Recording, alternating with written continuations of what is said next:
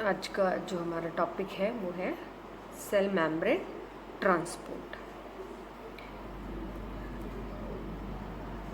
जैसा कि हम पहले पढ़ चुके हैं कि जो सेल मेम्ब्रेन है या बायोलॉजिकल सेल मेम्ब्रेन होती है वो एक लिपिड बाइलेयर स्ट्रक्चर है जो कि कुछ स्मॉल अनचार्ज्ड मॉलिक्यूल्स के लिए परमिएबल होती है, जैसे कि ऑक्सीजन या कार्बन डाइऑक्साइड हो।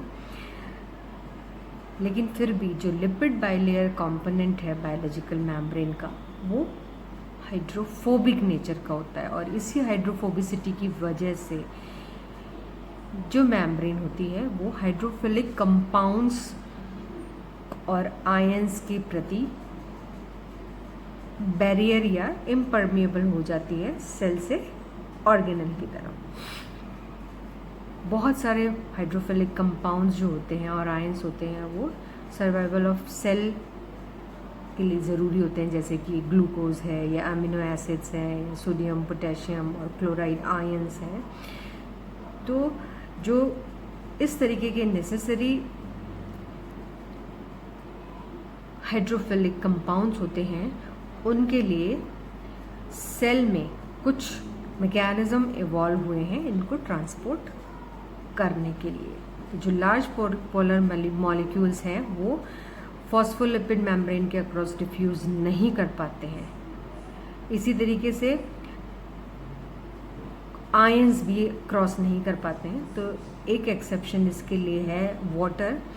हालांकि पोलैरिटी होती है और साइज ऑफ वाटर मॉलिक्यूल होता है छोटा होता है, इसलिए वो आराम से अक्रॉस सेल मेम्ब्रेन डिफ्यूज कर सकता है। मेम्ब्रेन जो ट्रांसपोर्ट होता है वो कुछ फैक्टर्स पे डिपेंड करता है। पहला जो फैक्टर होता है वो है कंसंट्रेशन ऑफ सॉल्यूट या कंसंट्रेशन ग्रेडियंट। दूसरा है सेल की परमिएबिलिटी, और तीसरा जो भी सॉल्यूट या सब्सटेंस है जिसको कि मेम्ब्रेन के अक्रॉस ट्रांसपोर्ट होना है उसका चार्ज और साइज। तो जो ट्रांसपोर्ट मैकेनिज्म सेल में इवॉल्व हुए हैं वो मेजरली दो तरीके में डिवाइड किए जा सकते हैं। एक है एक्टिव ट्रांसपोर्ट मैकेनिज्म और दूसरा passive transport mechanism. Active transport mechanism फिर से प्राइमरी और सेकेंडरी टाइप ऑफ ट्रांसपोर्ट हो सकते हैं, और पैसिव ट्रांसपोर्ट में सिंपल फैसिलिटेटेड डिफ्यूजन हो सकता है, विसरण, ऑस्मोसिस, परासरण, बल्क फ्लो और फिल्ट्रेशन कुछ मैकेनिज्म हैं जिनके द्वारा कि ट्रांसपोर्ट पैसिव तरीके से होता है। Passive transport simple diffusion, facilitated diffusion जो कि चैनल या कैरियर प्रोटीन्स के द्वारा होता है, और ऑस्मोसिस यानी परासरण। एक्टिव ट्रांसपोर्ट जब भी होगा तो वो पंप के थ्रू होता है, और लार्ज जो मॉलिक्यूल्स होते हैं उनके लिए बल्क मेम्ब्रेन ट्रांसपोर्ट सिस्टम पाया जाता है। उसके प्रकार एंडोमाइटोसिस और एक्सोमाइटोसिस हैं। पहले बात हम जब करें पैसिव ट्रांसपोर्ट मैकेनिज्म की, तो जो पैसिव ट्रांसपोर्ट मैकेनिज्म है उसमें मुख्य बात जो होता है वो ये कि इस समय कोई भी एनर्जी की ज़रूरत नहीं होती, यानी एटीपी का रिक्वायरमेंट नहीं होता है। दूसरी चीज़ जो मुख्य बात है वो ये कि मूवमेंट ऑफ मॉलिक्यूल्स जो होगा वो एरिया ऑफ हाई कॉन्सेंट्रेशन से लो कॉन्सेंट्रेशन की तरफ होता है जब तक कि इक्विलिब्रियम स्टेट ना आ जाए। दूसरा जो पैसिव ट्रांसपोर्ट में ही पहला मैकेनिज्म होता है ऑस्मोसिस या परासरण। मेनली जो ऑस्मोसिस है वो डिफ्यूजन ऑफ वाटर। तो इन विट्रो जो सिस्टम है वहाँ पर सिंपल डिफ्यूजन के द्वारा ये होता है, लेकिन जो इन वीवो है वहाँ पर फैसिलिटेटेड बाय एक्वापोरेंस। वाटर जो होता है वो जब area of high water concentration से लो वाटर कॉन्सेंट्रेशन की तरफ across a semi permeable membrane जाता है, जब तक कि दोनों तरफ इक्विलिब्रियम स्टेट नहीं आ जाए, तो उस प्रक्रिया को कहते हैं ऑस्मोसिस। वाटर जब भी मूव करेगा तो वो डाइल्यूट जिधर स्टेट होगी या सॉल्यूट का कॉन्सेंट्रेशन जहाँ कम है वहाँ से ऑपोजिट डायरेक्शन में जाता है। इसके लिए जो प्रेशर होता है that is called osmotic pressure. Osmotic pressure जो हाइड्रोस्टैटिक प्रेशर होता है वाटर के द्वारा जो इनसाइड ऑफ सेल में क्रिएट किया जाता है that is called osmotic pressure. Osmosis के लिए एक और इम्पॉर्टेंट फैक्टर ज़रूरी होता है, वो होता है टोनिसिटी।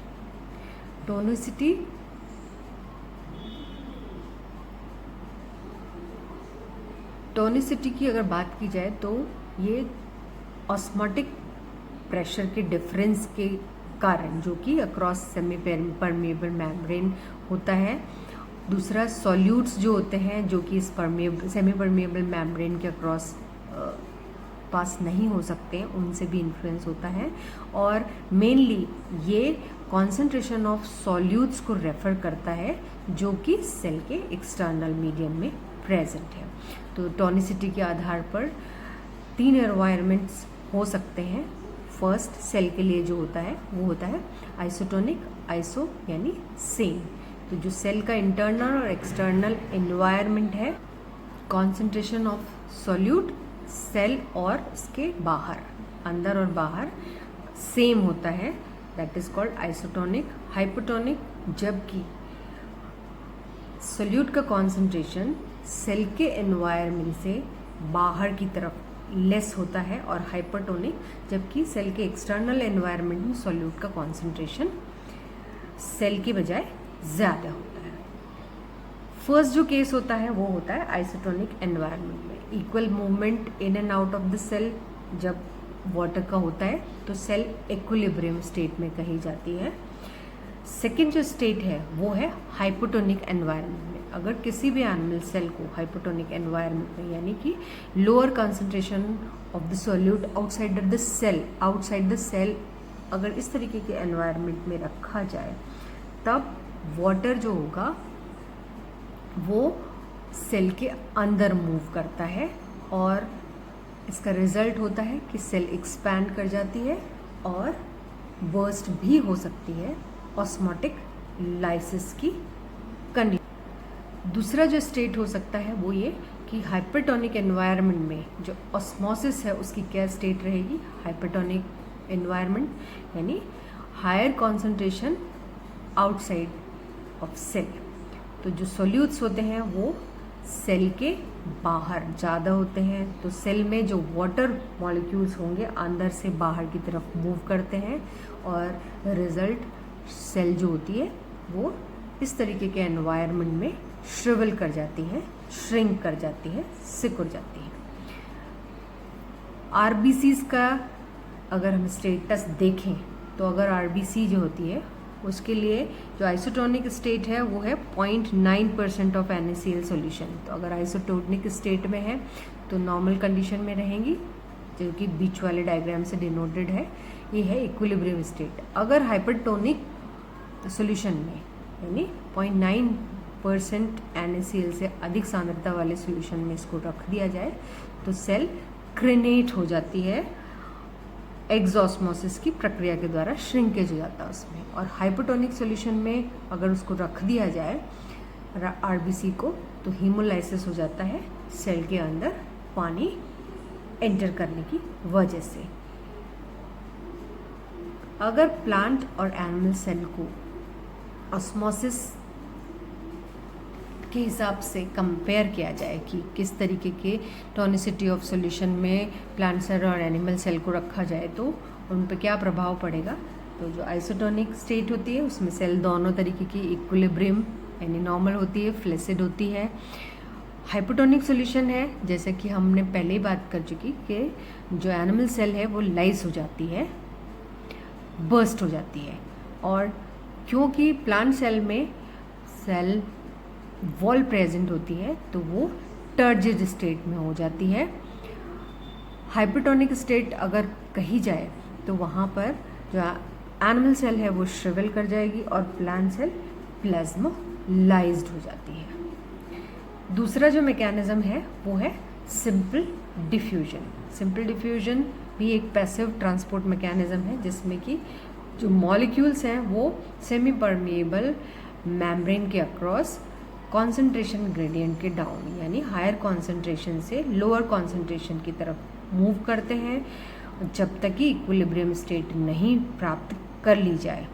इसको सिंपल ट्रांसपोर्ट भी कहा जाता है।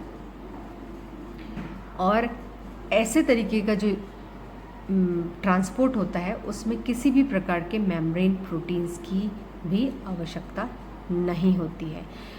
स्मॉल न्यूट्रल मॉलिक्यूल्स जैसे कि ऑक्सीजन और कार्बन डाइऑक्साइड है, उनका movement simple diffusion type of passive transport के द्वारा होता है। Thank you.